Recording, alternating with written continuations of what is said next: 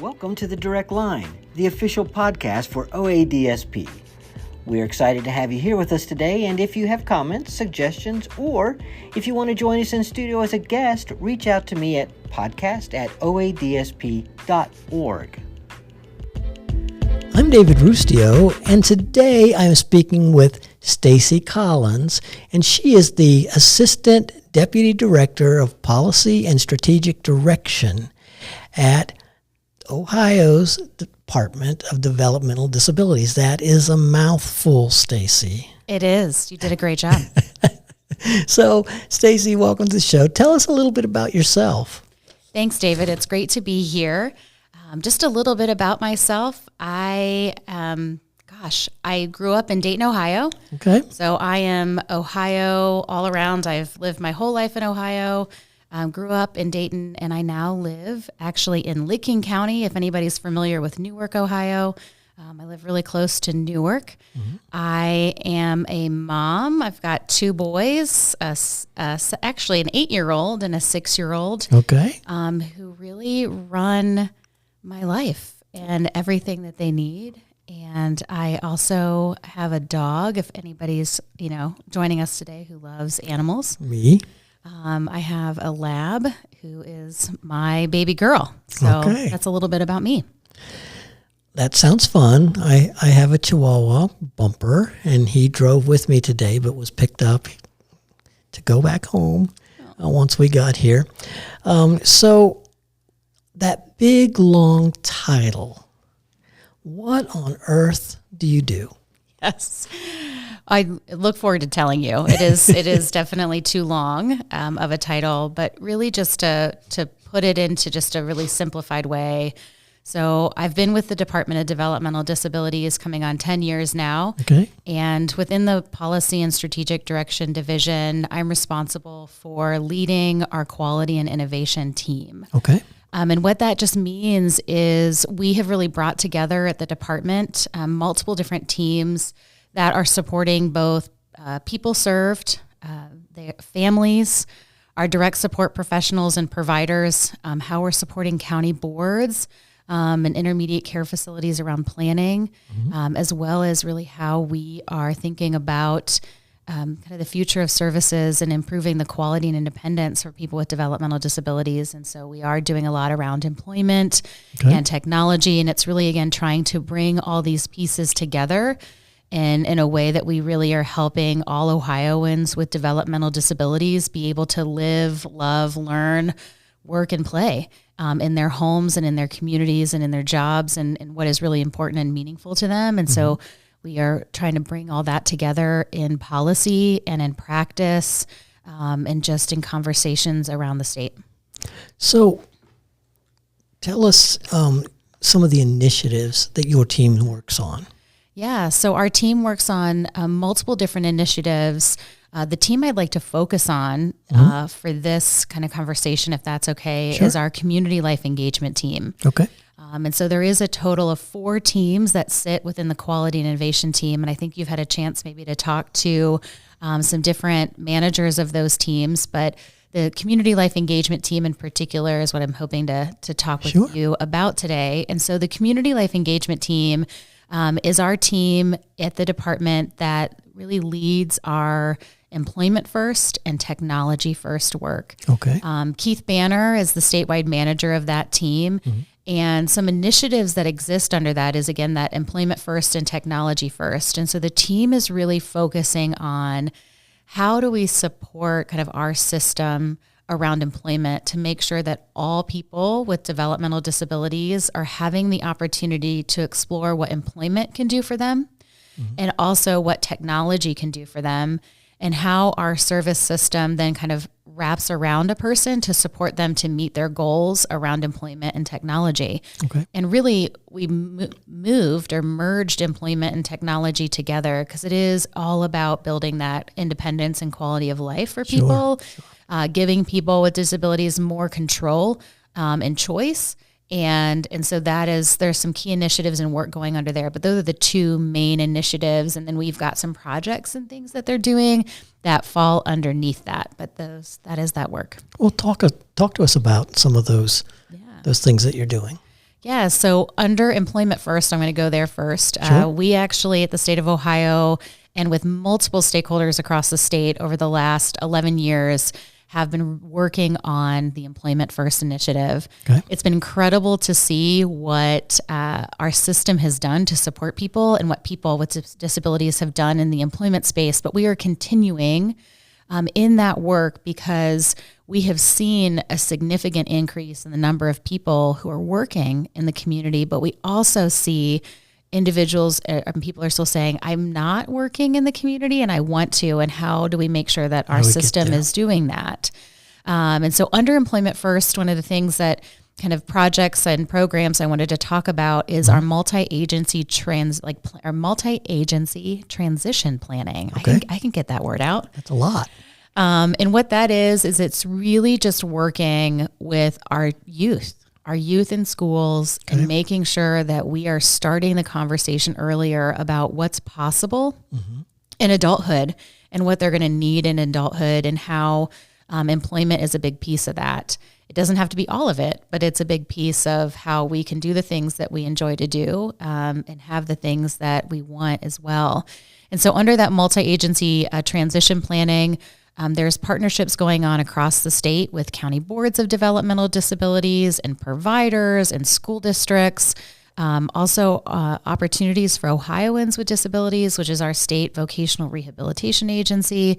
And it's just work where teams are coming together and they are really learning and talking about how can we be about the person and outcome focused and agency neutral. Because what we see is a lot of youth that we are supporting in our state need all of our agencies to help them get prepared for adulthood. Okay. And so it's really starting the conversations earlier, making sure everybody's aware of the multiple systems involved and how the systems can work together for that person and to partner. So I'm really excited about and just it's been impressive to see what teams have been able to do for students and if that partnership starts earlier. And then a second initiative that I wanted to highlight, and again, under the employment piece, there's a lot going on, but I'm only going to highlight two. Okay. The second one is a partnership with a couple universities across the state of Ohio, and it's called Pathways to Careers. Okay. And this is actually a project that is funded through the Ohio Department of Education. Okay. So they are funding the project. They sent the funding to the Department of Developmental Disabilities to administer. But really what it's about is helping students prepare for careers. And so this is a bigger project just really about how are we making sure we're doing apprenticeships or industry recognized credentials where we're helping people, get training and the certification that they need to get a job that's going to be higher paying, better benefits that will actually be a career for them. And so we're partnering with Auburn University, Youngstown State. We're partnering with the University of Cincinnati and the OSU Nysonger Center are all piloting these pathways to career projects to really focus on careers for students with developmental disabilities. And so it's been really, really cool. Interesting. Yeah. Now talk about the technology piece. Yeah. So the second kind of big initiative that community life engagement team is working on is that Technology First initiative. And Technology First and Employment First, where they're alike, is we want 100% of people to be able to have the conversation about what employment and what technology can do for them. Okay. It doesn't mean that we are expecting 100% of people to be working in the community. It doesn't mean that we're expecting 100% of people to use technology, but we want everybody having the conversation and exploring what's possible. So under that Technology First initiative, it's really about training and technical assistance. It's about supporting people to have the conversations to see what technology can do. But under the initiative, there are a couple things I wanted to highlight. One is around the Ohio Tech Ambassadors. Okay. It'd be really cool if you ever get a chance to connect with or meet with one of the Ohio Tech Ambassadors. They're an incredible group. But what it is really about is peer mentorship. So when we talk about and we hear about people using technology, a lot of times I don't know what technology can do for me. Sure. And usually you're using technology on a regular basis, whether it's a phone. I mean, your microwaves technology. There's just lots of things in your home already. Right. But it's hard to imagine, well, what other technology could I have in my home or at my job or with me when I'm, in transportation? What exactly does that look like? So our Ohio Tech Ambassadors is really that peer mentorship. So it's people who with disabilities who use technology every day, whether it's at home or at work, and going out and actually connecting with people to bring that picture alive, to show what's possible, to help people get exposed to technology. And so that is a group that they come out and they can do presentations, they can do one-on-one consultation. It is really a project just about having one-on-one, small group, maybe it's large group conversations about what's possible with technology. Because it's just hard to know, what's possible. And so the Ohio Tech Ambassadors, We Thrive is running that project across Ohio. And so if you haven't yet, check out their Facebook page and connect with an Ohio Tech Ambassador. So what are some of the popular devices that you see folks grabbing onto? Yeah, we're seeing a lot of different devices in people's homes. What we see a lot, of course, is if you think about different locations in your home, I'm going to start kind of in your entryway to your home, right? Sure. So we are seeing a lot of people who are using kind of keyless entries. Okay. And so instead of having to, remember, keep a hold of a key. I don't know about you. I don't have a key anymore. And so it is keyless entry, keypads, things that they're using in order to get into their home, to lock their homes. We are seeing people who are using different sensors throughout their homes. And so it could be a door sensor in regards to knowing if somebody's coming in and out of their homes.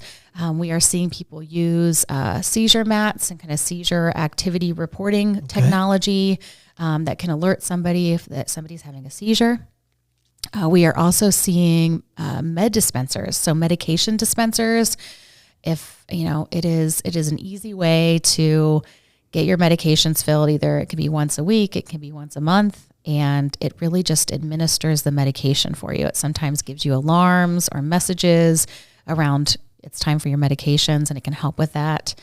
We're seeing a lot of that across the state. And really, med dispensers can help anybody to manage medications. And then I think also, we're seeing technology in the kitchen. We're seeing... Talk about that. Yeah. So we're seeing stove. They're kind of called stove sensors. And so it's something that goes on a person's stove and can actually alarm somebody if has been remained on. It actually can automatically shut it off for somebody. Okay. We're seeing smart refrigerators where it's helping with recipes and ordering food and having food delivered to somebody's home. It's checking expiration dates. We're seeing microwaves that you can just basically press a button in order to cook whatever type of meal that you're wanting. It really reduces the complexities of sometimes cooking, or if you need some extra support. So we are seeing technology, throughout the home. I have been to the Nislonger Center, and I was intrigued by a camera they had in the refrigerator that, just let folks that weren't having to be in the home because the person wants to be independent, but it would allow them to kind of see what's needed. But yes, these new refrigerators that kind of take stock and can even order and have food delivered to you, it is pretty amazing to see. Absolutely. I'll never be able to afford that on my DSP salary. But. Me either, but it has been really amazing to see what it can do, because that is such an important piece of everybody's life. Right. And it is really a hard piece to coordinate. Yeah. And now that we have the different advances in technology, so hopefully the more people use it, the more people buy it, the more affordable it's going to get, David, right? Let's hope. Well, look at cell phones. Yeah. I mean, how much more they do than they did even 5 years ago. And the cost comes down over time. So absolutely. So everybody go out and buy one of these smart fridges just to help me out here. So how does your team support DSPs? Yeah, so our team and the way that we support DSPs, we're really, I feel lucky. Recently, Ann Wysant and our DSP and provider support team have moved and is now part of the quality innovation team. And it really just helps us make sure that our direct support professionals and our providers are thought of in everything that we're doing and how we are connecting and communicating to them and supporting them. So we are engaging, we really, again, can do training and technical assistance with anyone who needs it. And so we do a lot of training on just employment and what it means. There's lots of training on technology. One of the items I would like to highlight, and I'm thinking probably Ann did as well, is just the piece of technology that we're trying to pilot is StationMD. Okay. And so StationMD is a service that is a kind of 24-hour on-demand access to a physician or physicians on behalf of an individual if they need that support. But a big piece of that pilot is, yes, we want to see what it does for people. And if they have access to a physician, does that reduce any visits to the emergency room? Does that improve just like quality, like health quality? Right. Like what are we seeing? But also the kind of second part of it is we wanted to pilot StationMD as well because we wanted to understand, did that provide more support for our direct support professionals so that they could have access to a physician to consult anytime that they needed to on behalf of an individual? And the reason we actually did this, and David, I'm going to take it back just several years, is when we were doing our employment work 10 years ago, and we were going around and we were doing focus groups and, we engaged with DSPs on a regular basis. But there was a DSP I had the opportunity to meet in Fairfield County 10 years ago, and we were talking around employment and we were talking around community integration and people living in their communities. And the direct support professional said, I hear everything that you're telling me. I can see it. I can understand it. I know it's really good for the individual, but in helping that person connect to their community and live in their community, what it's doing is it's integrating them, but it's isolating me from that team of support that I need to support that person the best.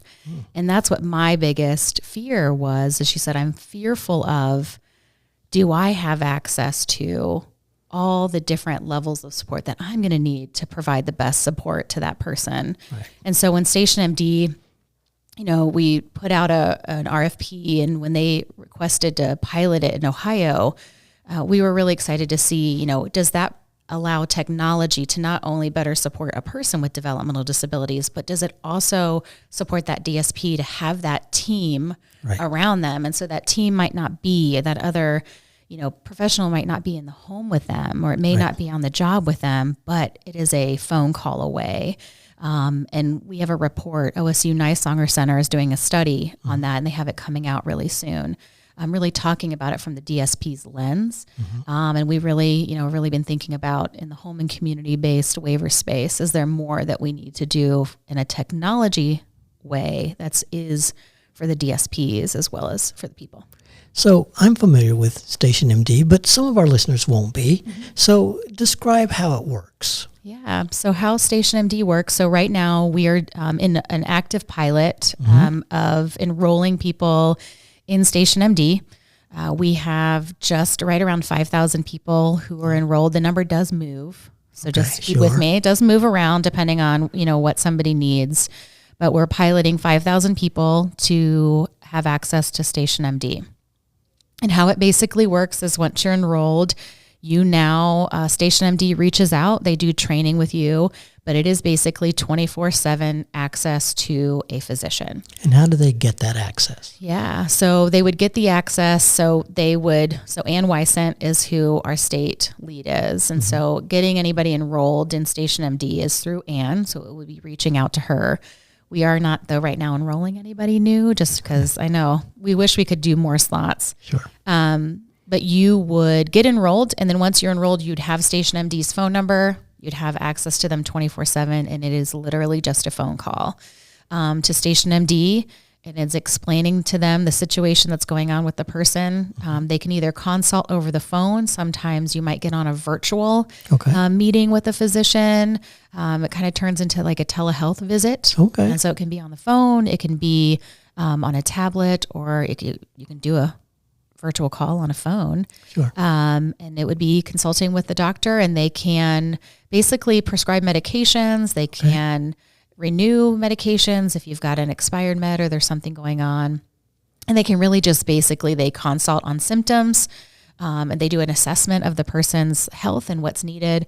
And then they will either prescribe medications, give direct guidance to the person or their direct support professional, or there are times the situation is severe enough, they will recommend an actual visit to the emergency room, but they will schedule, like call the emergency room in advance and let them know the person's coming, hoping to try to really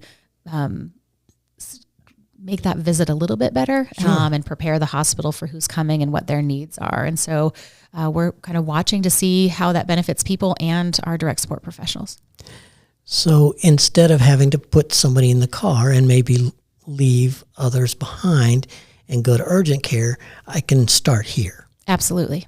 And so, yes, that would be a big help, not only to the individual, but of course to the DSPs. Absolutely. So what would you, this is the hardest question, what would you like to say to the DSPs who are listening? Thank you is the first thing I want to say is thank you every day for the work that you're doing to support people with developmental disabilities across the state of Ohio. Your care, your support is critical to people, and you are the most important piece of the service delivery in the state of Ohio. And we want to make sure that we are absolutely providing a system of support for people with developmental disabilities, and that they have the choices and the options, and that we're really trying to help them have a meaningful life. Mm-hmm. And there are things that we know that you're going to need too. And so the more that we talk and we engage and we can know, like knowing that, like what does that direct support professional need and want? And so I think we just can't talk enough. And so I think any opportunities that we can have to engage with you, it would be fantastic. But you are the ones who make that meaning come alive for people. And just, we really appreciate it. I think I'd also like to say in regards to technology, like all of our technology first work, it is about helping people across their life, whether they are in school or they're adults. And it's, how do we put technology into their everyday if they want it to help them build that independence and quality of life? But it is not about like replacing them. I think that's a really, like I wanted to really share that, is that this is not technology to take the place of direct support professionals, because technology cannot take the place of direct support professionals, but it's really to help them. How can technology help them support people? So we would just really like to, thank you. And just, I hope we can have ongoing conversations about, what you need in order to best to support people, as well as, how can technology help you? But it is not about replacing you, because that's just not possible. Right. Thank goodness. Yeah, absolutely. Thank goodness.